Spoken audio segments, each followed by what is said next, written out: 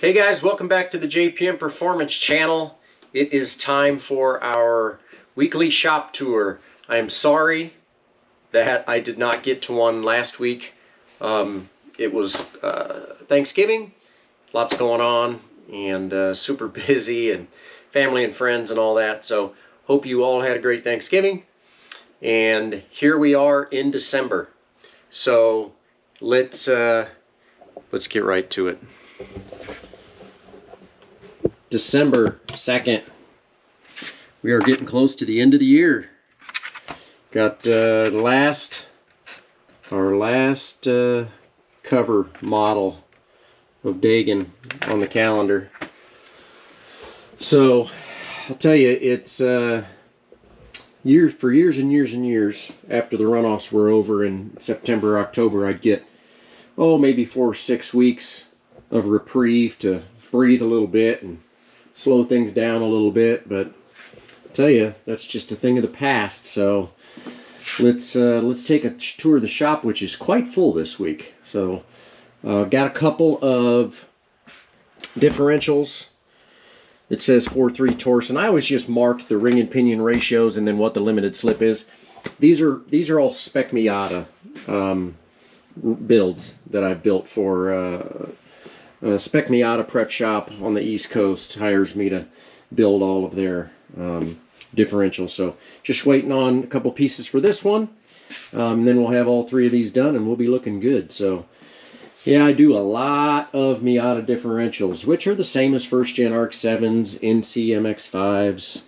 You know, they're all basically the same. Second gen Arc 7s are pretty much similar, but a little different. Just kind of working on... I've got stuff everywhere, guys. You're going to get the full tour today. Still have the transmission sitting here for the Integra. It's just kind of sitting here for now. Here's the cylinder head for the new engine on the Integra. Waiting on a crank scraper. Got some jets here for another car that's here in the shop. But have actually made some good progress this week on the LS3 ND2. So, as you guys know, if you've been watching for the last month or so, I kind of got hung up for about 3 or 4 weeks waiting on parts. But I got my transmission mount piece in. You can actually see that the shifter's sitting in there. And the engine is in position. Bolted in for the last time. So I had it in and out probably about 10 times with just little clearance items. As you can see, everything's really close all around the edges. Underneath, I'll actually roll this thing up in the air so you can get a little better look at it. Right now I've just got the harness, so the harness is kind of all plugged into the engine. This is you know, the plugs for the ECU and the fuse box. All of this will come off. This is like the throttle pedal and just the OBD2 port. So all of this still needs to be run and taken care of, but it is in position. Even have the brakes all hooked up and finalized with all the lines. We're actually looking really good here. Except for, as you can imagine, I'm still waiting on parts. As you can see, we still don't have shocks. Still waiting on some CAN bus stuff. Still waiting on the radiator coolant fans. Still waiting on a clutch adapter for the master cylinder, things like that. So we got this brace in. It's going to be interesting to see what the owner thinks of this. So this came in as raw metal, as you can see. So I decided to spice it up a little bit. I had some of this green paint that I used to actually paint Charlie Clark's rotary engines with, and I thought I'd burn it up. It actually just gives it a little bit of color, right? You're never going to see it anyway. So I think eventually he's going to take it down and get it powder coated. But for now, hey, why not? So you get an idea of how everything fits in here. You can see how close the header is here. I mean, there's quarter inch there. There was a lot of work up here in the tunnel area that I had to do to get that fit and then re-welded. So you can see it all fits, but it's all pretty close. So pretty cool car, really cool car. Got the drive shaft in, got the fluid in the transmission. Like I said, you get the shifter hooked up. So we're actually looking pretty good here.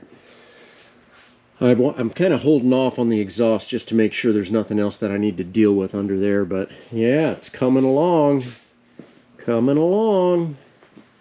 Looking pretty cool. So I'm digging it. What's not to like about something like this? Wait till I get this thing running and take you guys for a test drive. Then you're really going to be enjoying it. So the pile's getting smaller. Just got to keep whittling. Still have Perry's parts sitting here, but got the 626 back in. So dyno tuning, and actually one of the major things we're working on is an AccuSump. So you can see the AccuSump is installed. Got the main line coming up into the firewall for the bulkhead right here. And then our check valve, of course, we've already gone over. If you haven't seen it, just go back and watch the AccuSump video. One-way check valve, so when the AccuSump dumps, it cannot go backwards into your oil cooler. It has to go into the engine. So if you ever have an oil starvation issue and the AccuSump is trying to push oil into the motor, you don't want it going into your oil cooler, you want it going to your bearings. So that's kind of what I'm working on today. Got a nice new line here going to the cooler. Already had the car on the dyno, like I said, and after this we'll be getting her aligned and be looking pretty good. So this car has been moved over to H production this year, and so next year I think it'll be kind of running a full season on that. So that's good. Not really anything going on right now on Wade McBride's Miata. Still waiting on pistons for all of the other Miatas. The STL pistons are here installed and those motors are shipped. I'm still waiting on the F production pistons. So I got the standard 2 weeks yesterday from the piston manufacturer. So, okay, BMW progress. It's been 2 weeks, right? Had to have something done. Oh, cylinder head's back on. Getting some engine parts laid out over there. This is all the MX-5 stuff here, so it's a bit of a pile, but yeah, always progress. Keep after it. So we are getting very, very close. I actually got confirmation, I think a couple of weeks ago. I think I told you guys, yep, the drive shaft shop said they're going to ship it this Friday. Well, that was coming up on 2 weeks. I still don't have drive shafts. However, I do have a tracking number and I should have them tomorrow. So the drive shaft should be here tomorrow. My fingers are triple crossed that they fit right. And I talked to my body guy, Dwight. He's working on the tail section. Hopefully that is done potentially next week. And then we'll get Fuel Design Works, of course. John out here to get it wrapped so it looks as good as the rest of the car, and we'll be looking really good. And so in the meantime, the Integra's just hanging out with her new dress on the front that we're going to strip off and put the old one on before it leaves, but just kind of sitting here. Over the last couple weeks, obviously, with the Thanksgiving break and everything, I don't think Eric's really done much to his car yet. He's got a few more components to put on before we really start wiring it back up, but that's kind of where we're at. I really need to get one of these cars out of here pretty soon so that I can get Taz's F production car in, so we can start analyzing the damage from the runoff. So that's going to be another good video, and hopefully it's not too bad. But I will I'll show you guys something. Over the years, we've tried a million different things when it comes to Miata suspension. Well, if you pay attention at all, you know that there's basically nothing faster through the corners than a spec Miata. I mean, Yeah, maybe the Formula cars are with their downforce and all that, and that's fine and dandy. But when it comes to Miatas, you know, those guys have to run stock control arms, just like this. There are a couple of geometry things that we can do in production to change the roll center in the front, right here. But so many guys attempt to run their tubular arms, and it's just, I don't know, I think it's a waste of time, personally. But, and I've probably said it before, there's this company called Kinsler, what the heck? Why can't I never remember their name?